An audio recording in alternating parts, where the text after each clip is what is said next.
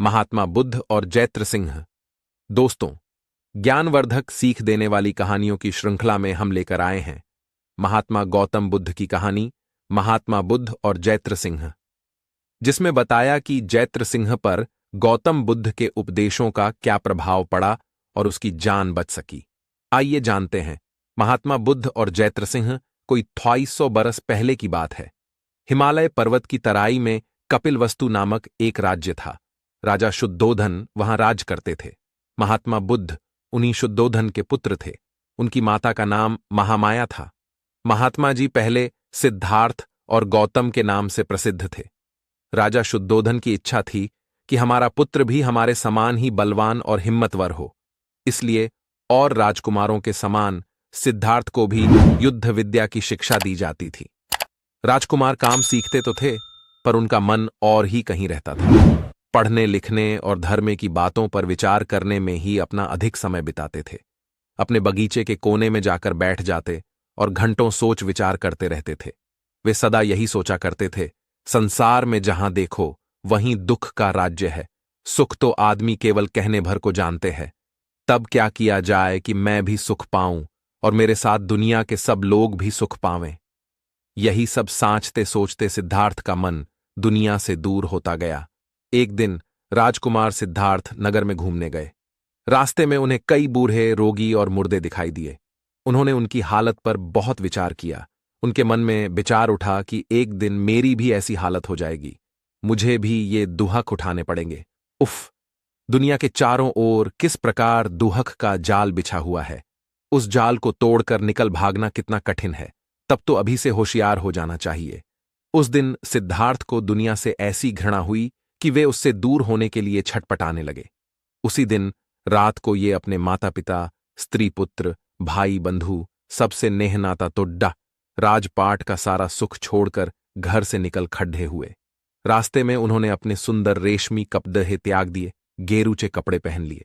सिद्धार्थ जी खासे सन्यासी बन बैठे। उस समय उनकी उम्र केवल 30 बरस की थी। सिद्धार्थ पहले पटना पहुंचे और पास ही के एक गांव में 2 विद्वान ब्राह्मणों के पास कुछ दिन तक धर्म की पुस्तकें पढ़ते रहे, पर मन को शांति न मिली। तब वे गया के घने जंगल में चले गए। वहां 6 बरस तक बड़े बड़े कष्ट सहकर तप और ध्यान में लगे रहे। शरीर सूख कर कांटा हो गया, पर चित्त को शांति न मिली। एक दिन विचार करते करते उन्हें एहसास हुआ कि शांति से जीवन बिताने, सब पर दया और प्रेम करने से ही आदमी सुखी हो सकता है। मनुष्य के दुहक का कारण केवल इच्छा ही है, इसलिए इच्छा को ही मारना चाहिए। इस बात के सूबते ही सिद्धार्थ को बड़ी शांति मिली। तभी से वे महात्मा बुद्ध के नाम से प्रसिद्ध हुए। इसके बाद महात्मा जी सब लोगों को अपने विचार सुनाने लगे। लोगों ने उनकी बातें बहुत पसंद की। लाखों आदमी उनके शिष्य बन गए। उसके शिष्य बौद्ध और उसके विचार बौद्ध धर्म के नाम से प्रसिद्ध हुए। जब महात्मा बुद्ध ने उसके पिता को स्वर्ग भेजा, एक दिन महात्मा जी अपने शिष्यों को उपदेश दे रहे थे। उसी समय उनके पास एक सुंदर युवक आया। उसने हाथ जोड़कर महात्मा जी को प्रणाम किया और फिर उनसे कहा, भगवन, संसार से मेरा मन ऊब गया है। लोग जिसे सुख कहते हैं उसे मैं दुहक समझता हूं। राजपाट, धन दौलत, ये सब जंजाल ही तो हैं।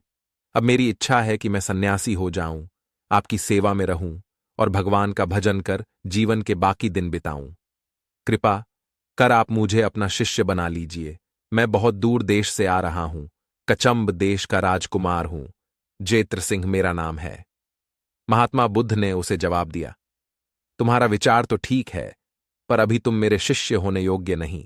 मैं तुम्हें शिष्य न बना सकूंगा। इस पर जैत्र सिंह ने घबराकर उनसे पूछा, भगवान, ये आप क्या कहते हैं? मैं बड़ी आशा से आपकी सेवा में आया हूं, मुझे निराश न कीजिए। बतलाइए मुझे क्या करना पड़ेगा जिससे मैं आपका शिष्य हो सकूं। महात्मा जी मुस्कुराकर बोले, अच्छा सुनो, सन्यासी बनकर सुखी होने के लिए आदमी में ऊंचे गुण चाहिए।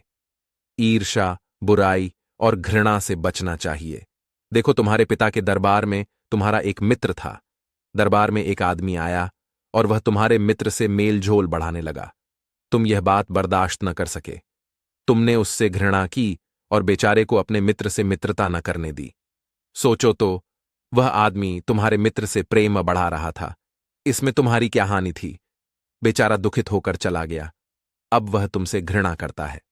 दूसरी बात सुनो, एक बार तुम अपनी स्त्री पर जरा सी बात पर बिगड़ उठे। बेचारी कितनी रोई गिड़गिड़ाई पर तुम न पसीजे। तुमने उसे घर से निकाल कर ही चैन लिया। अब वह तुमसे दुखी रहती और घृणा करती है।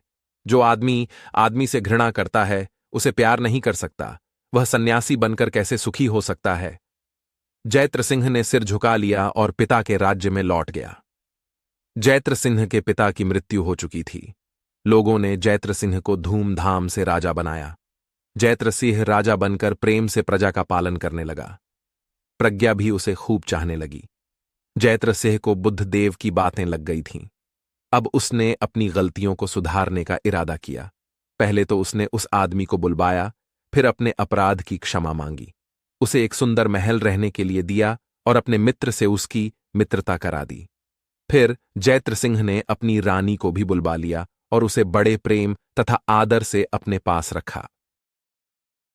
गौतम बुद्ध की कहानी। आपकी प्रिय वस्तुएं होती हैं आपके दुख का कारण। जैत्र सिंह के ये काम देख कुछ मतलबी आदमी नाराज हो गए, पर जैत्र सिंह ने उनकी नाराजगी की जरा भी परवाह न की। तब वे लोग जैत्र सिंह के छोटे भाई को भड़काने लगे। उन्होंने उससे कहा, राजा बनने के योग्य तो आप ही हैं। यदि आप राजा बनने की इच्छा रखते हो तो हम लोग आपकी सहायता करने को तैयार हैं। जैत्र सिंह का भाई उनकी बातों में आ गया। तब सब लोगों की सलाह से आराद नामक एक क्षत्रिय को जैत्र सिंह की हत्या करने का काम सौंपा गया। जैत्र सिंह को भी यह हाल मालूम हो गया, पर वह न तो डरा ही और न उसने अपनी रक्षा का ही कुछ प्रबंध किया। एक दिन जैत्र सिंह ने देखा कि एक आदमी नंगी तलवार लिए महल में आ रहा है। उसे देखते ही जैत्र सिंह सावधान हो गया। हत्यारे ने झपट कर राजा पर वार किया, पर इसी समय राजा के उसी मित्र तथा दूसरे मित्रों ने बिजली के समान लपक कर हत्यारे को पकड़ी अछ लिया। राजा साफ बच गया। जैत्र सिंह ने हत्यारे से पूछा, आराद, मैंने तुम्हारा क्या नुकसान किया है? तुम मुझे क्यों मारना चाहते हो? आराद ने जवाब दिया, आप बुरे लोगों से प्रेम करते हैं। आपसे मेरी ही नहीं, राज्य भर की हंसी हो रही है। जैत्र सिंह समझ गया कि हत्यारा अज्ञानी है, इस पर तो दया करती चाहिए। तब जैत्र सिंह ने सब लोगों से कहा कि आप लोग इसे छोड़कर बाहर चले जाइए। उन लोगों ने वैसा ही किया। तब जैत्र सिंह ने आराद से कहा, आराद, तुम मेरे भाई हो, हम तुम एक ही हैं। तुम्हारे अपराध पर मुझे कुछ रंज नहीं। बोलो क्या चाहते हो?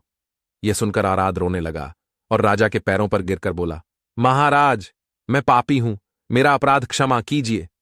जैत्र सिंह ने उसे उठाकर गले से लगा लिया। यदि जैत्र सिंह ने आराद पर नाराजी और घृणा की होती तो वह अपनी करनी पर इस प्रकार दुखी ना होता। उलटा वह हमेशा के लिए राजा का शत्रु बन बैठता। घृणा का व्यवहार ही बुरा होता है, उससे कब कौन सुखी हुआ। उसी दिन जैत्र सिंह ने राज्य छोड़कर बुद्धदेव की शरण ले ली। शांति देते भगवान बुद्ध के अनमोल वचन मित्रों, उम्मीद करता हूं महात्मा बुद्ध और जैत्र सिंह आपको अवश्य पसंद आई होगी। और आपको कितना मोटिवेट किया, कृपया कमेंट के माध्यम से अवश्य बताएं। आपके किसी भी प्रश्न एवं सुझावों का स्वागत है। कृपया शेयर करें।